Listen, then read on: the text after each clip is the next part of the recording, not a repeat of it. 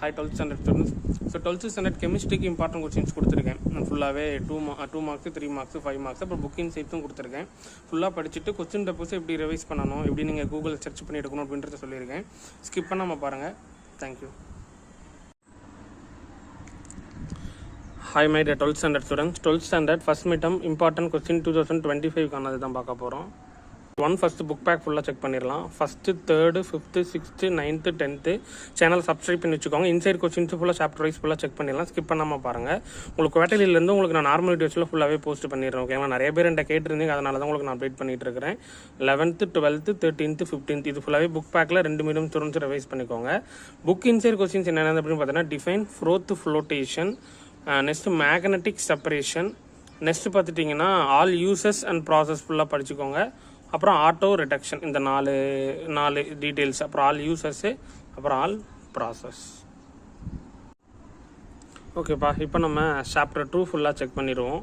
Chapter 1 பார்த்துருந்தோம் இல்லையா, book back ஃபுல்லாக ஃபஸ்ட்டு பார்த்துடலாம். First 1 3rd 1 4th 5th 7th 8th 9th 10th 13th அப்புறம் 14 15 18 இது ஃபுல்லாகவே புக் பேக் ஃபுல்லாகவே கவர் பண்ணிடுங்க. இப்போ புக்கிங் சைட் பார்த்தீங்கன்னா யூசஸ் அந்த ஆசிட்டில் வரும் இல்லையா, அந்த ஆசிட்ஸில் வர எல்லா யூசஸுமே ஃபுல்லாகவே ரிவைஸ் பண்ணி படிச்சுக்கோங்க.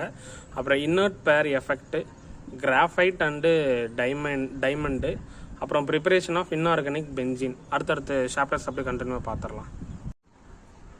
ஹாய் ஸ்டூடெண்ட்ஸ், சாப்டர் 6க்கான கொஸ்டின்ஸ் ஃபுல்லாக செக் பண்ணிடுவோம். புக் பேக் ஃபுல்லாக பார்த்துடலாமா. First 1 2nd 1 3rd 4th 5th 6th 9th 10th அப்புறம் 11 13 14 16 24 புக் இன்சைட் கொஸ்டின்ஸ் என்னென்ன அப்படின்னு பார்த்துட்டிங்கன்னா ரேடியஸ், அப்புறம் அந்த ரேடியஸ் ரேஷியோ, அப்புறம் அந்த பிராக்ஸ் லா அந்த இது, அப்புறம் செகண்ட் எடுத்துக்கிட்டிங்கன்னா கேரக்டரிஸ்டிக்ஸ் ஆஃப் சாலிடு, தேர்ட் எடுத்துக்கிட்டிங்கன்னா packing effects of FCC and SC, அப்புறம் டிஃப்ரென்ஸ் பிட்வீன் அந்த ஐசோட்ரோபி அந்த கொஸ்டின், அப்புறம் ட்ரா எஸ்சிபிசிசி, அப்புறம் கால்குலேட் நம்பர் ஆஃப் ஆட்டம். இந்த கொஸ்டின்ஸ் ஃபுல்லாகவே படிச்சுக்கோங்க. ஸோ நம்ம அடுத்த சாப்டர்ஸ் அப்படியே கவர் பண்ணிடலாம். ஓகேப்பா, இப்போ சாப்டர் 7ல் வந்தாச்சு. புக் பேக்கு 1 2 3 4 5 7 8 9 10 13 14 18 இந்த கொஸ்டின்ஸ் ஃபுல்லாகவே படிச்சுக்கோங்க. நெக்ஸ்ட் புக் இன்சைட் கொஸ்டின்ஸ் என்னென்னதுன்னா அந்த டிஃப்ரென்ஷியேட் பிட்வீனில் ரேட் அண்டு ரேட், இந்த ரேட் கான்ஸ்டன்ட் இருக்கு இல்லையா, அந்த கொஸ்டின்ஸ் ஃபுல்லாக படிச்சுக்கோங்க.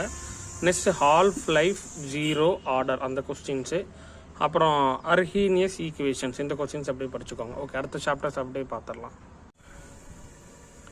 ஓகே, நெக்ஸ்ட் சாப்டர் 11க்கான கொஸ்டின்ஸ் ஃபுல்லாக பார்த்துக்கிட்டு இருக்கிறோம். புக் பேக் பார்த்துட்டிங்கன்னா 1 3 7 8 9 11 12 15 16 17 19